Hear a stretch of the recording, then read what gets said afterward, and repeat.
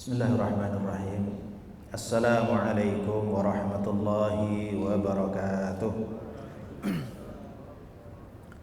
Alhamdulillahi wa kafa wa salatu wassalamu ala rasulillahil mustafa wa ala alihi wa sahbihi ahli sidqi wal wafa ma ba'du.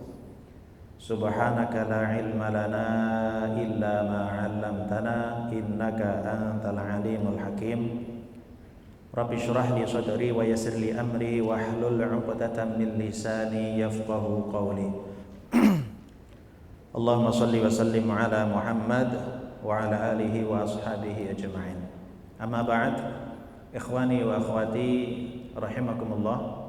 Alhamdulillahi rabbil alamin bi ni'matihi tatimmus shalihat. Pada kesempatan siang hari ini kita masih dipertemukan kembali oleh Allah Subhanahu wa taala dalam keadaan sehat walafiat, terlebih diberikannya kesempatan dan kemampuan untuk kita bersama-sama berkumpul di majelis ilmu, majelis yang penuh dengan barokah, dan semoga mendapatkan ilmu yang bermanfaat fid dunya wal akhirah. Amin ya rabbal alamin. Tak lupa kita selalu bersolawat kepada Rasulullah Muhammad sallallahu alaihi wasallam. Ikhwani wa akhwati rahimakumullah, pada siang hari ini kita mengambil tema yang tadi disampaikan agak fun ya. Biasanya saya dapatnya serem-serem mulu. Kalau nggak kematian, kubur. Kalau kubur, ya. Kita ingin mencoba memahami, dan ini adalah sebuah konsep yang seharusnya kita harus mengerti, memahami, mengamalkan hingga kita memang benar-benar faham dan amalan itu istiqomah dengan ilmunya. Dan mohon maaf, ini bagi yang sudah menikah menjadi bahan introspeksi dan mawas diri serta sebagai panduan untuk ke depan. Adapun yang ini kayaknya ada yang belum menikah, Mas? Ada atau banyak? Ada. Ya, siapa tahu jodohnya ada di belakang sana. Terus di belakang ada yang depannya. Insya Allah ini adalah sebuah konsep yang, mohon maaf, kita terkadang lupa dengan ibadah yang satu ini. Kalau kita di dunia ini ingin menjadi seorang yang profesional dalam satu bidang, maka kita ini harus belajar sekian lama dan mengorbankan waktu tenaga sekian banyaknya. Orang ingin menjadi profesional dalam satu bidang, arsitek misalnya, maka dia harus menempuh pendidikan SD 6 tahun, SMP 3 tahun, SMA 3 tahun, kuliah 4 tahun, tambah S2 3 tahun, tambah S3-nya. Kalau nggak ada kemoloran ya 2 tahun. Belum lagi mengambil nanti profesionalitasnya apa. Panjang waktunya hanya untuk menjadi seorang profesional misalnya. Dan mohon maaf, ini adalah nanti menjadi seorang yang bermanfaat untuk dirinya dan tentu orang lain. Nah, ini ada satu ibadah yang masanya seumur hidup, tapi terkadang tanpa diilmui.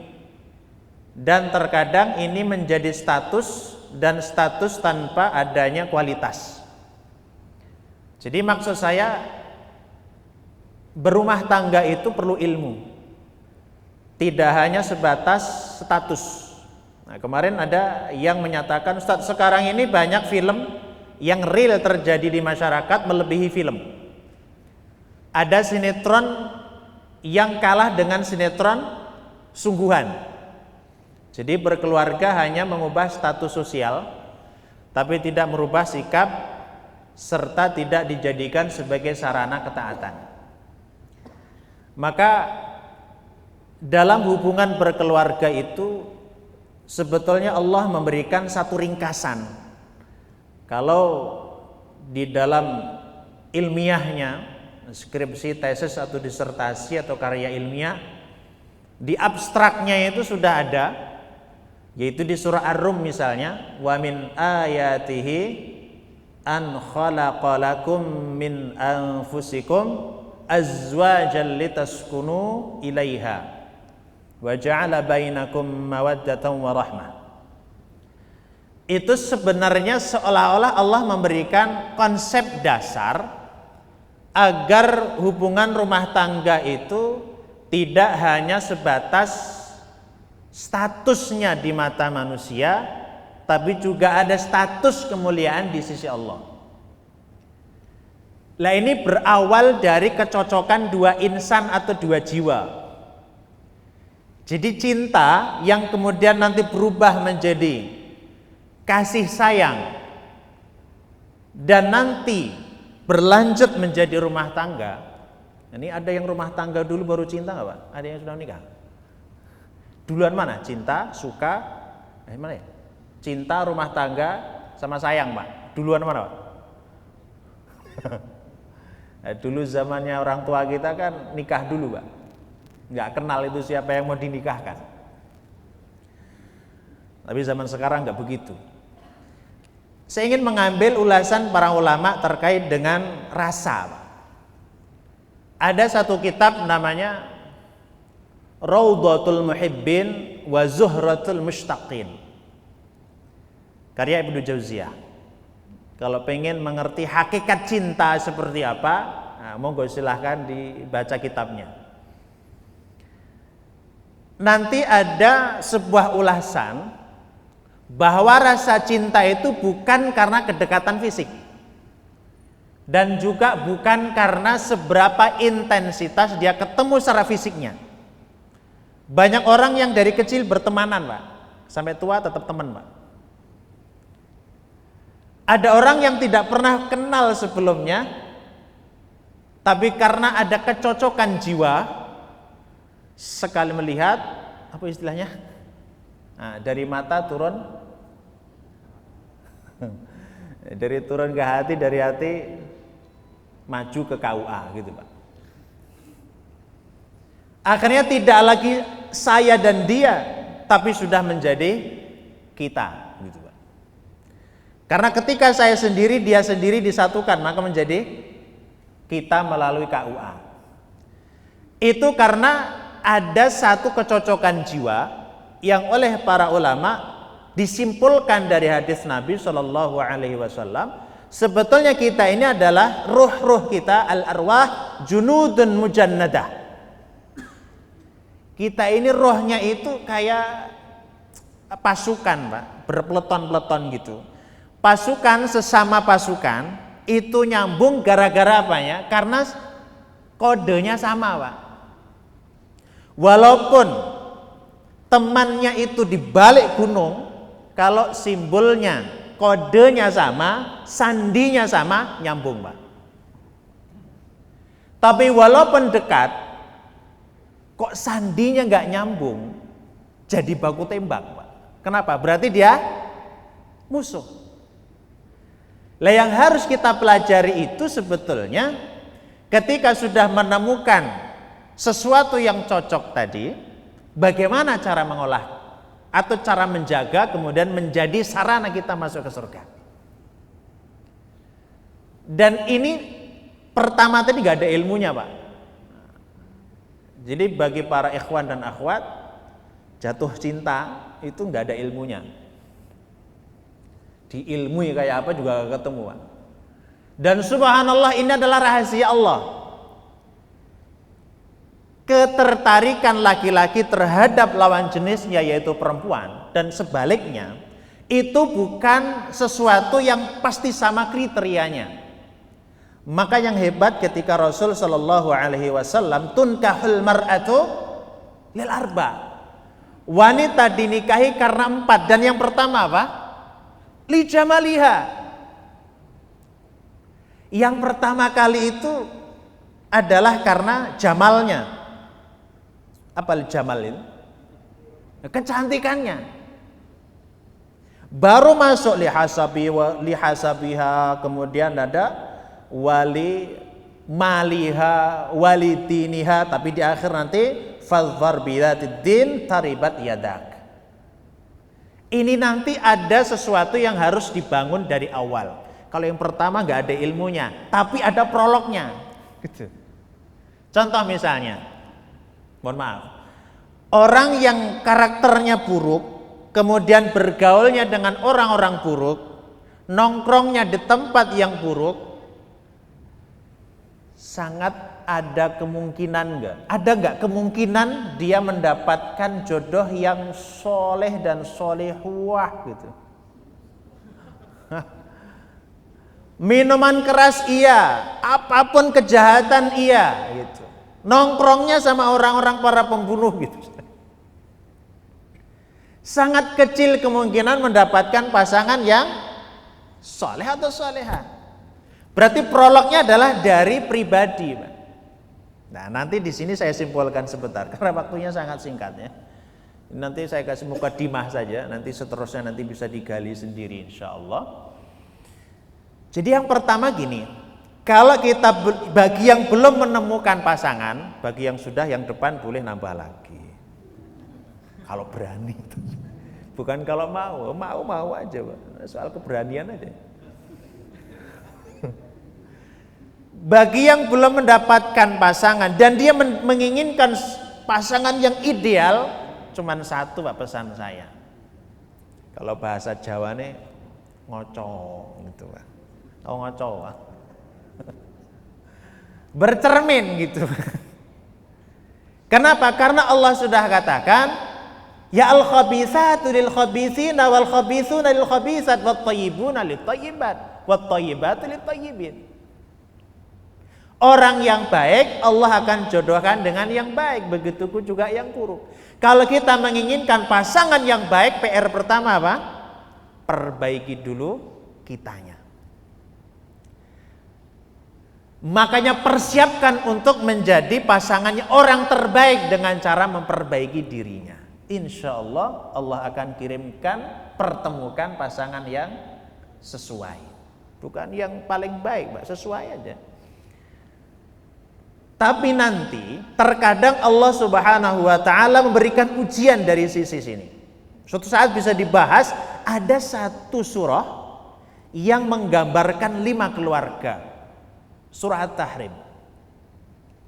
Maka nanti bagi para mbak-mbak, para akhwat, kalau ada pertanyaan misalnya, suami soleh itu penting apa?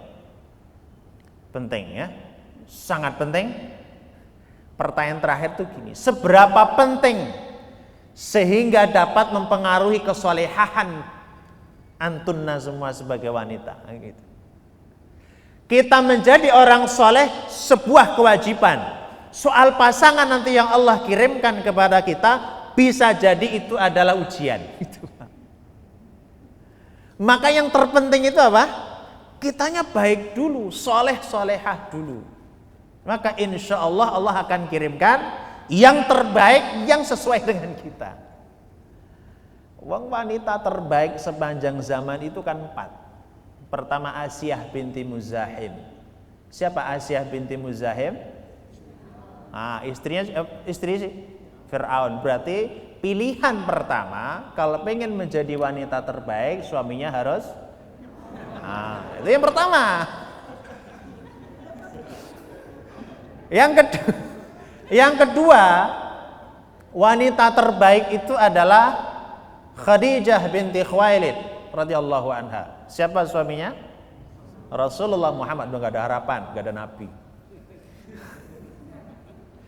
Yang ketiga itu adalah Maryam binti Imran radhiyallahu alaihissalam.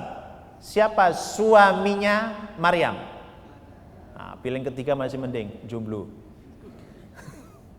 Yang keempat ada Fatimah binti Muhammadin sallallahu alaihi wasallam. Siapa suaminya?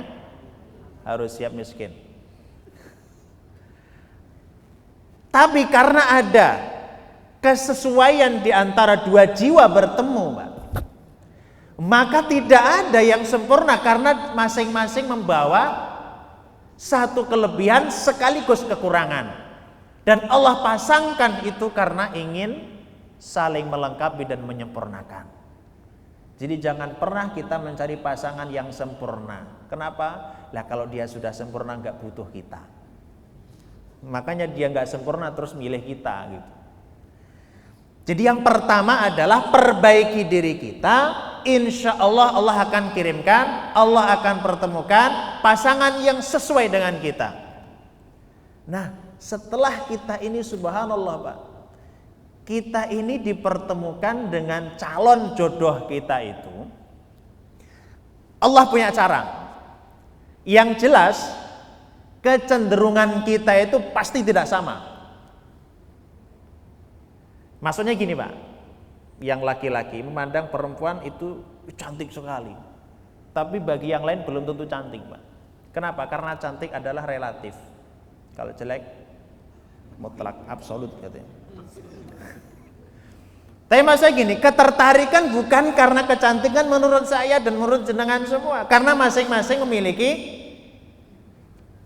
kriteria yang berbeda. Tapi justru ayat Allah di situ Pak. Nanti kita buktikan.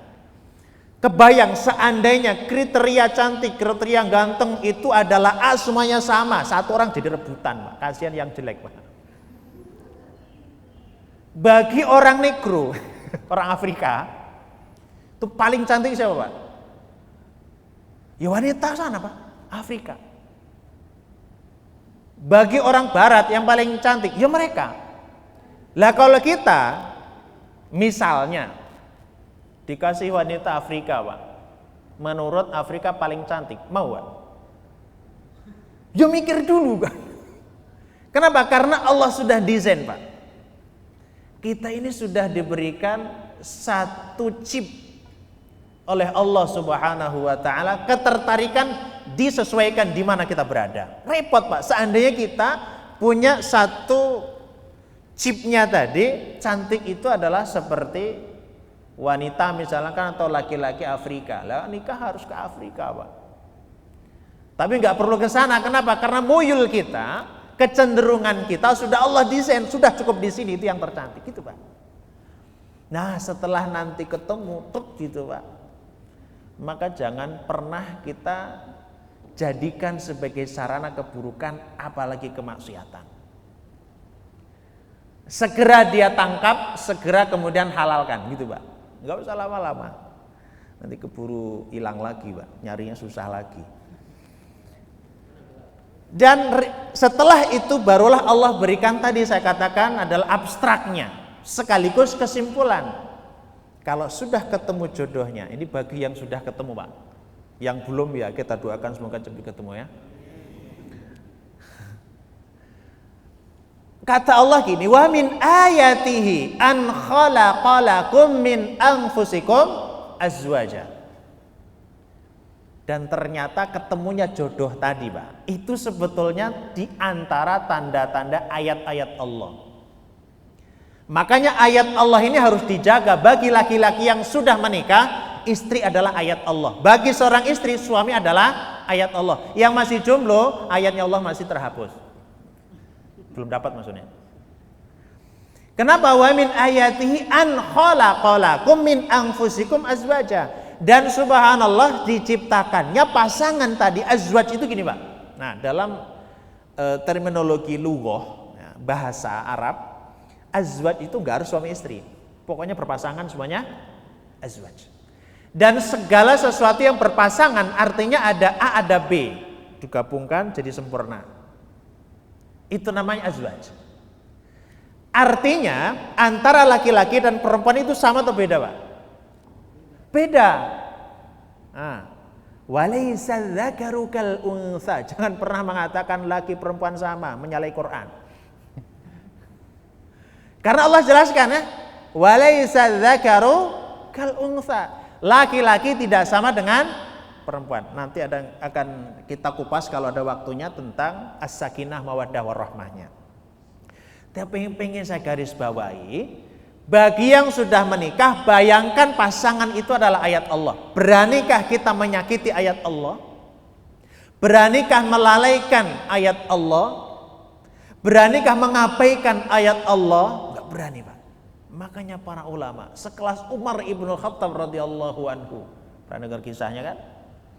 Ada orang pengen mengadukan ke khalifah yaitu Umar bin Khattab karena istrinya tanda kutip banyak ngomong, nggak cerewet sih. Karena memang anatomi wanita seperti itu. Nah, anatomi wanita itu kecerdasan linguistiknya lebih tinggi, Pak. Ya wis bahasane angel kakean ngomong gitu loh, Pak. Karena harus 20.000 kata harus keluar. Laki-laki cuma 7.000. kalah Pak. Nah, nanti rahasia keluarganya di sini. Parenting sebenarnya pentingnya di sini nantinya. Makanya jadi laki-laki itu harus sering mendengar. Ya sesekali disautin Pak.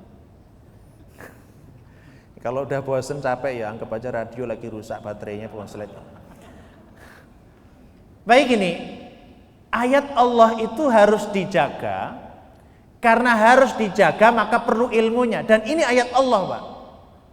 Ketika ayat Allah ini kemudian kita anggap sesuatu yang abai, sesuatu yang hina, berarti kita sama dengan mengabaikan peringatan Allah Subhanahu wa ta'ala. Itu yang paling mendasar. Jadi bagi yang sudah menikah, bayangkan ketika ketemu dengan istrinya atau suaminya nanti di rumah, ini adalah ayat Allah yang Allah hadirkan di rumah kita, yang Allah hadirkan sebagai imam kita, dihadirkan oleh Allah sebagai a'dha kita yang harus dijaga dan juga harus dipenuhi semua kebutuhannya. Itu yang pertama. Yang kedua, ternyata Allah punya tujuan. Wa min ayatihi an khalaqalakum min anfusikum azwajan. Nanti adalah saling melengkapi agar kalian apa litaskunu ilaiha. Maaf ibu-ibu, saya ke bapak-bapak dulu. Bapak-bapak dan calon bapak. Kata Allah gini Mas, pasanganmu itu adalah sebagai ayatmu agar kalian itu litaskunu ilaiha. Saya akan bahas secara lughah dulu, ini karena saya sebenarnya bidang tafsir ya. Gini, litaskunu itu asal katanya sakana. Sakana itu kita pernah belajar Quran, di dalam cara baca Quran ada istilahnya sukun kan? Nah sukun itu apa Pak? Nah misalkan harokat itu kan ada 3 ya, fathah, dhammah dan kasrah. Nah, biar nggak salah lagi, sukun itu bukan harokat ya. Sukun itu artinya diam, harokat itu gerak. Jadi sakana itu diam. Jadi kalau orang sudah menikah harusnya litaskunu ilaiha. Dia sudah mandek diam bersamanya gitu, Pak. Makanya dari kata sakana menjadi sakinah, artinya diam. Jadi kalau bapak-bapak itu misalnya sholat Jumat terus diam gitu, nah, berarti namanya sakinah. Sakinah itu diam Pak. Dan menurut saya penceramah yang paling sukses itu adalah khatib Jumat, karena sudah memberikan ketenangan kepada seluruh jamaah. Bahkan salam itu sudah memberikan aura positif. Maka yang datang duluan bukan isya pertama. Nah, cari tempat yang PW. Sakinah itu diam, tidak banyak tingkah, itu namanya sakinah. Kata Allah, pernikahan itu kalau diilmui, ini belum ilmunya, ini baru penjajakan saja. Itu harus melalui tahapan-tahapan tertentu, sehingga dengan ilmu dan tahapan itu akan menjadikan laki-laki itu sakinah, perempuannya juga sakinah. Lah menurut para ulama tafsir, sakinah itu apa gitu? Syaratnya ada 4 Pak. Yang sudah berkeluarga nanti bisa dicek, yang belum berkeluarga dihafalkan, difahami, terus nanti dipraktekkan gitu ya. Sakinah itu menurut ulama tafsir adalah al-iffah. Al-iffah itu artinya menjaga diri dari kemaksiatan. Jadi kalau ada orang menikah kok maksiatnya tetap jalan, berarti tujuan sakinahnya belum selesai. Nah sekarang ada gerakan yang fal'iyadzubillah. Ada seorang wanita nikah dengan seorang pria, kemudian dipublish dan kelihatan begitu mesra, tapi ada perjanjian di balik itu. Kalau ini saya ceritanya real, tapi dia menceritakan temannya. Terus dia bilang, yang penting di depan kamera kita mesra ya.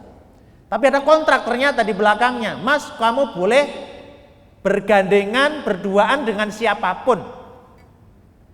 Asalkan saya pun juga boleh. Berarti kan dia Bapak, sinetron lebih dari sinetron betulan itu. Lah berarti tujuan menikah nggak tercapai. Lah ini sudah dicontohkan oleh Nabi SAW, karena Nabi itu gini, khairukum li ahli wa ana khairukum li ahli. Sebaik-baik kalian wahai laki-laki itu adalah orang yang terbaik terhadap keluarganya. Dan saya, kata Nabi, adalah orang yang paling baik terhadap keluargaku. Jadi mohon maaf mas-mas, mbak-mbak, bapak ibu semuanya, kalau kita ingin belajar parenting itu nggak usah mahal-mahal. Karena saya pernah ditawarin, Pak, parenting 2 hari 1 malam itu bayarnya 3 juta. Dan itu judulnya ingin mendapatkan keluarga yang harmonis. Bayangkan 3 juta loh, Rek. Dan ternyata itu semuanya ngambilnya dari Quran dan hadis kita. Dan figurnya bukan nabi, bukan sahabat. Ayo. Mohon maaf, nanti kalau kita tercantol di sana terus menjadikan dia adalah figur utama, kemana hadis Nabi khairukum li ahli wa ana khairukum li ahli. Saya adalah terbaik. Terus kita bilang enggak, dia yang terbaik. Oh, masalah tauhid nantinya. Nah, Nabi sudah mencontohkan tentang iffah ini. Bahkan Nabi pernah berpesan, jika kalian wahai laki-laki yang sudah menikah melihat seorang wanita di luar sana dan itu menyebabkan syahwatmu bergejolak, apa sabda Nabi? Nah, tuh tahu tuh. Segera pulang ke rumah, karena apapun yang ada di wanita itu ada juga di rumah, lebih komplit. Sedang tapi bedanya dia dosa, ini berpahala. Itu yang sudah menikah, yang sudah ya pulang aja. Gitu. Yang penting kan pulang, Mas.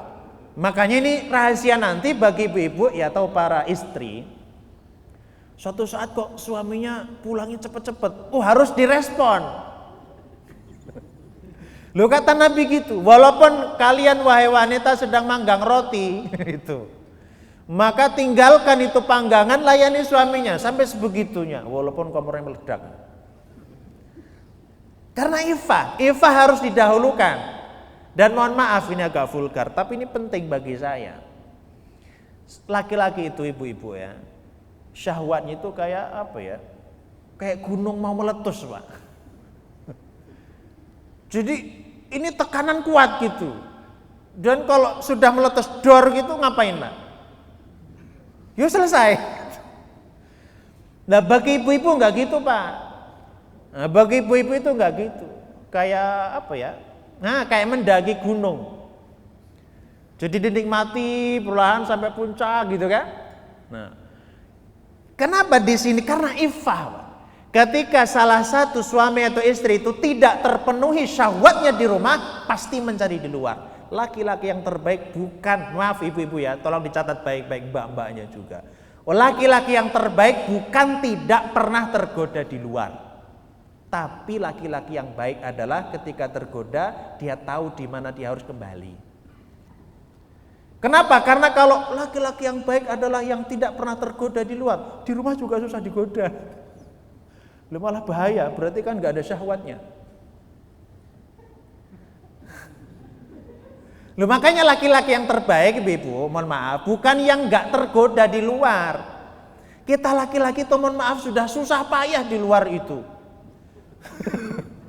Pengennya menjaga pandangan, ternyata di depan kita pas lampu merah tidak hanya pahanya loh, ada yang lain-lain juga.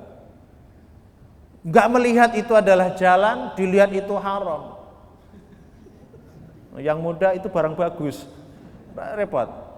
Itu yang pertama, iffah. Jadi suami istri atau sudah berkeluarga itu, hal yang pertama jadikan dia adalah sarana iffah, menjaga kesucian, menjaga kehormatan dan menjaga akidah kita. Karena itu berkaitan dengan akidah kita kepada Allah. Yang kedua, ada keluarga itu yang muyul. Muyul itu mail itu condong. Jadi kata mawaddah itu ada kecondongan, kecenderungan. Jadi saking kecenderungannya itu sudah nyambung. Kalau bahasa saya itu kayak sandi. Ya, mohon maaf yang sudah menikah, pernah nggak Pak? Jenengan misalkan pengen beli apa, tanpa konfirmasi ke istri, tiba-tiba saat beli, loh kok tahu kalau saya ingin ini? Pernah Pak? Enggak pernah.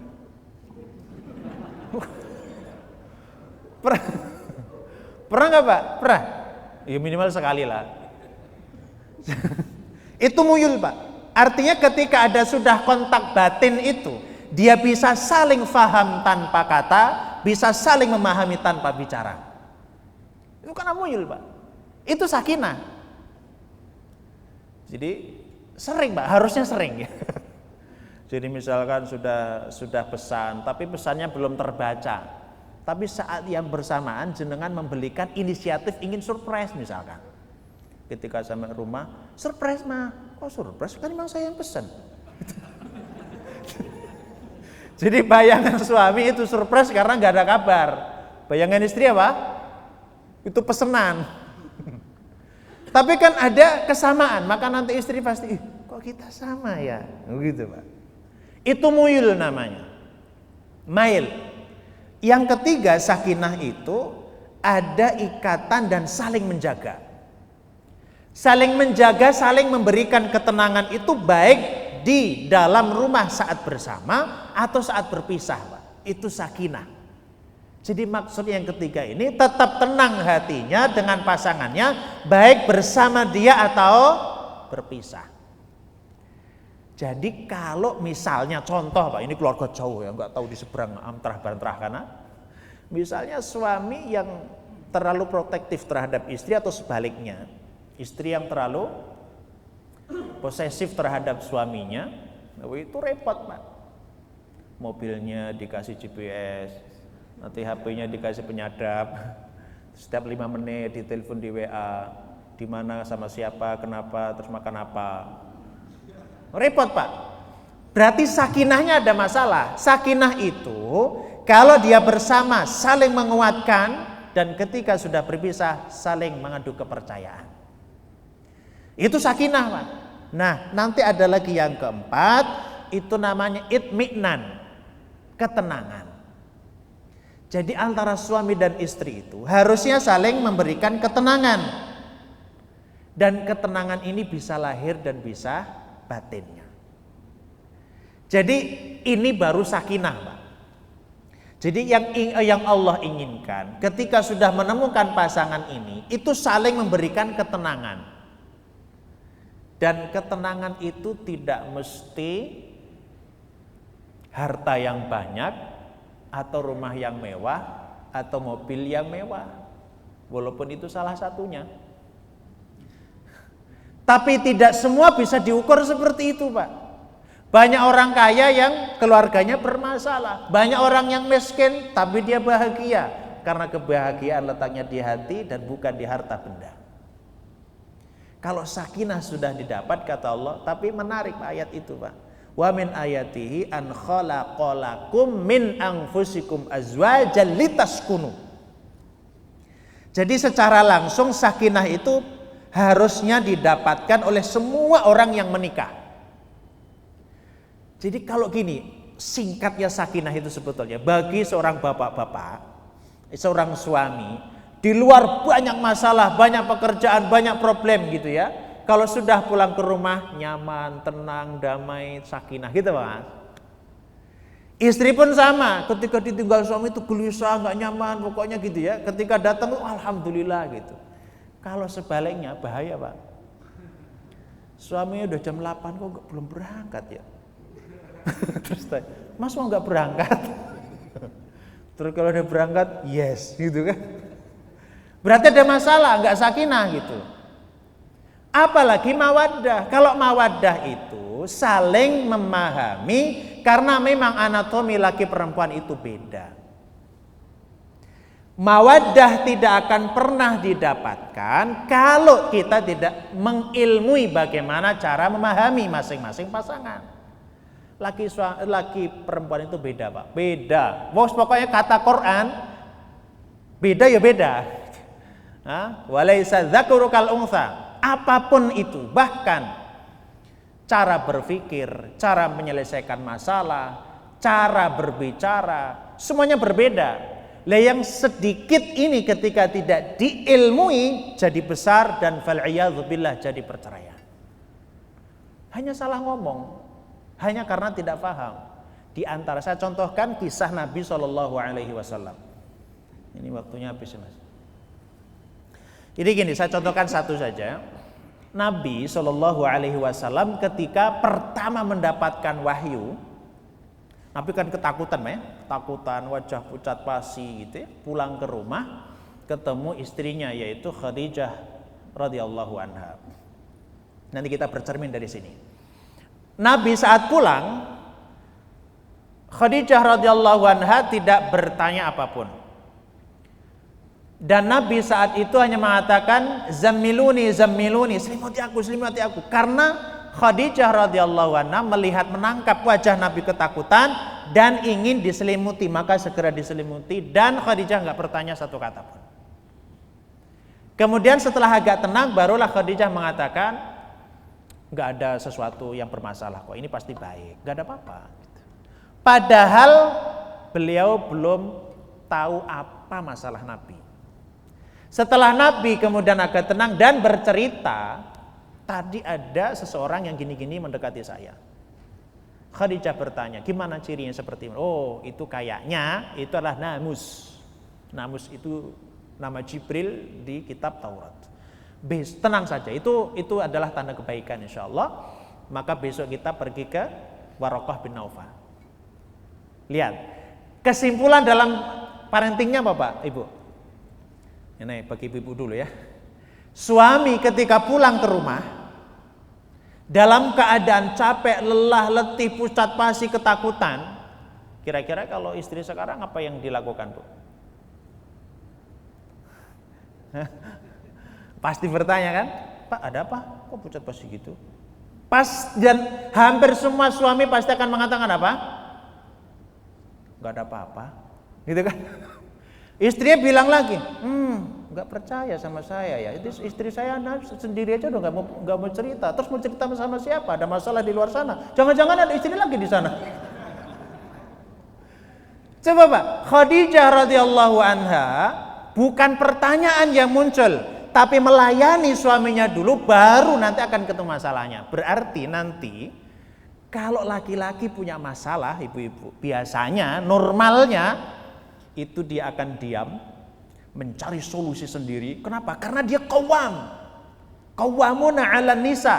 Ini urusan kantor misalkan, urusan pekerjaan, dia dalam pikirannya jangan melibatkan istri.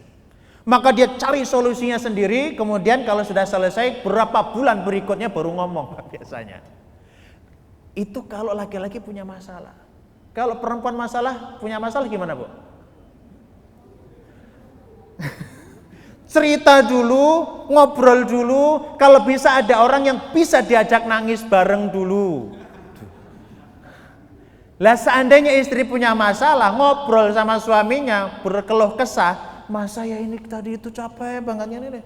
Orang capek di benak laki-laki, perlu solusi. Enggak apa-apa ma, besok kita ambil ngangkat pembantu. Istrinya juga nggak terima. Oh, jadi selama ini capek saya dianggap pembantu ya. Apalagi nanti kalau bilangnya, yaudah kalau gitu besok kita carikan teman. Loh beda. Laki-laki kalau punya masalah biasanya dia mencari solusi. Tapi kalau perempuan biasanya apa? Ngobrol dulu Pak. Makanya jenengan bagi suami secapek apapun, tolong nanti dengerin curhatan istri. Kenapa? Karena 20.000 kata belum terkeluarkan Pak. Dan itu kalau tidak kepada suaminya sendiri, khawatirnya kepada suami orang lain di media sosial. Lah, walaupun ngantuk-ngantuk ya sambil-sambil lah. Nanti kalau dicerita panjang, biasanya nanti cerita 2 jam itu baru prolognya, belum intinya ya. Jadi 2 jam itu ngalor ngidul. Ini bisa tanggapi pelan-pelan. Gitu. Oh iya. Oh gitu. Padahal nggak paham juga. Lah nanti kalau udah 2 jam, udah capek, baru dia akan ngomong. Jadi intinya, tadi tetangga itu saya sapa, tapi diam aja mas. Itu tuh, gara-gara dia ini sombong. Itu tak masalahnya Pak. Tapi prolognya 2 jam. Dan jangan dikasih solusi. Kenapa? Karena ibu-ibu itu, wanita kalau punya masalah sedang tidak cari solusi. Dia hanya numpang curhat. Itu diantaranya. Itu kalau kita fahami masing-masing karakternya, insya Allah menjadi mawaddah. Tinggal nunggu rahmah dari Allah. Rahmah itu adalah dia siap memberi kepada sang suami atau kepada sang istri atau kepada pasangannya tanpa harap kembali, dan siap memberikan apapun demi pasangannya. Wallahu a'lam bishawab. Ini semoga sedikit tentang hal-hal terpenting dalam keluarga. Semoga bisa mengantarkan kita nisfuddin, separuh dari agama kita, menjadi sarana masuk surganya Allah Subhanahu wa taala. Dan semoga keluarga kita, zuriyah kita, anak cucu kita, sama-sama kita masuk surganya Allah Subhanahu wa taala. Semoga yang belum mendapatkan jodohnya, belum dipertemukan, semoga Allah percepat pertemukan jodoh yang terbaiknya, dan semoga menjadi keluarga yang barokah, sakinah, mawaddah, warahmah. Amin ya rabbal alamin. Demikian, ada lebih kurangnya saya minta maaf. Assalamualaikum warahmatullahi wabarakatuh.